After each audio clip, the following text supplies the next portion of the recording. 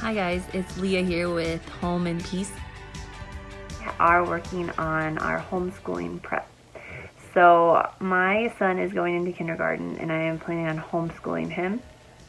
This is my first year, totally new to the whole homeschooling experience. So you can imagine I feel a little bit overwhelmed by it. But I want to show you some of the resources that I've been using to help get myself organized and ready for the upcoming school year.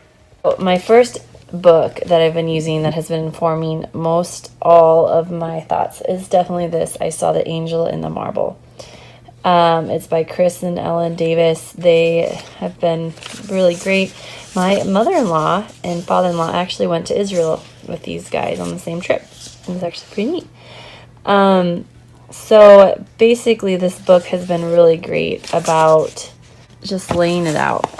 So the table of contents here, is it legal? Why parents homeschool their children? Turning hearts, searching for the ancient paths. Like, this is just kind of an introductory here.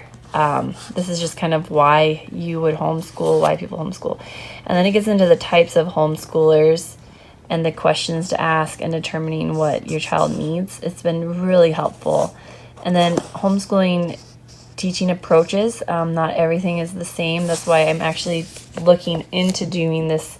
This is more of a preschool curriculum for Jeremiah, but it's definitely something I want to have as a foundation for my teaching and my kids. So just pulling it together, choosing your teaching materials, and then knowledge of the holy. So this is the start of knowledge, is knowing God.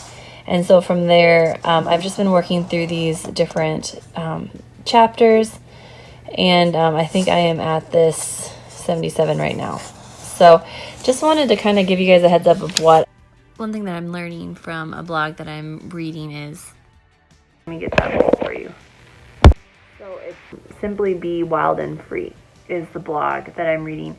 And she talks about making your first week schedule as just make that schedule, kind of estimate how much time you're going to be pouring into reading, writing, math, sciences, art, history, different things like that. And then just kind of estimate and then carry a notebook with you throughout that first week. And then just make notes in that notebook of what worked for you, what days got too busy, how the schedule kind of laid itself out. And then the second week, then change things up to where they fit that week a little better. And so I'm really excited to kind of start putting together our schedule for homeschooling. I will be posting different things on that. But if you guys are looking like me into homeschooling your kindergartner or homeschooling maybe a younger child or getting started with just preschool, knowing that that's something that you guys want to do as they get older, I would highly recommend looking into the Montessori curriculum. I'm just going to show you these books that I have. So the book that I have is the Montessori Toddler and Teaching Montessori in the Home, this preschool years. And these are by Simone Davis and Elizabeth Handstock. So this is the one that I started reading.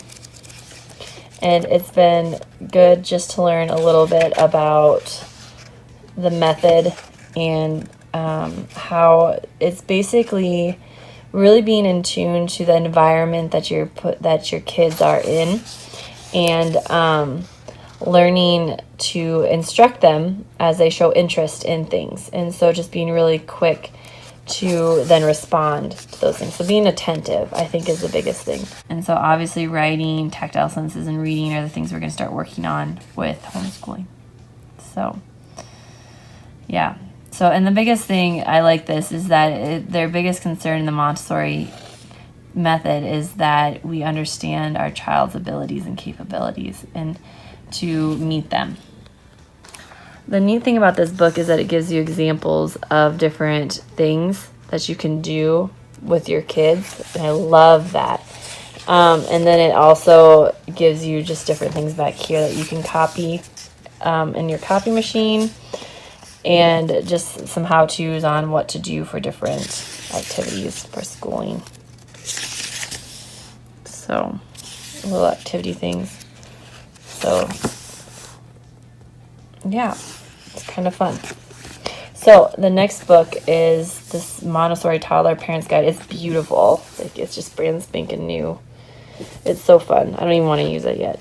So this one is, again, it has different activities that you can do with your kids, different examples of the things that they would use.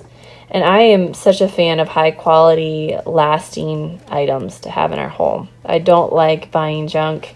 I don't like having things that we throw away. I'd prefer to have something nice, lesser nice things than more less nice things, if that makes sense.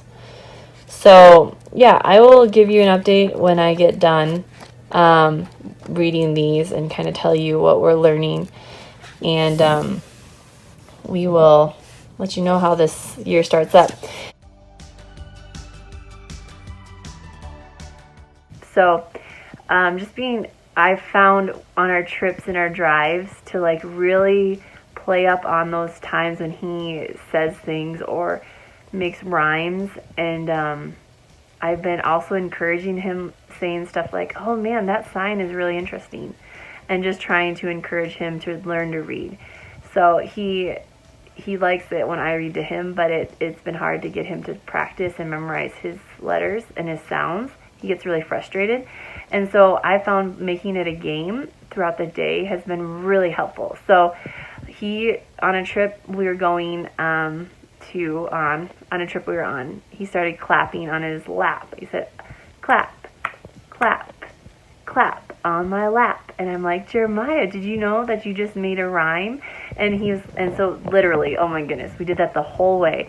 It was one of the most impacting moments in my pre-kindergarten homeschooling thing. So taking opportunities like that when they get excited about things or are having fun, just run with them and just go at it until it's boring to them. And I think that's how the Montessori mindset is that you just continue to like really pour into that interest until they're fully satisfied in it, and then move on. And so yeah, that's my hope. And I would really ask that all you guys out there that you'd pray for me. I am not ashamed to ask people to pray for me. I need your prayers. I feel like my horrible days are the days when people forget to pray for me. So if you're watching this into the future, into 10 years, decades down the road, would you just pray for me?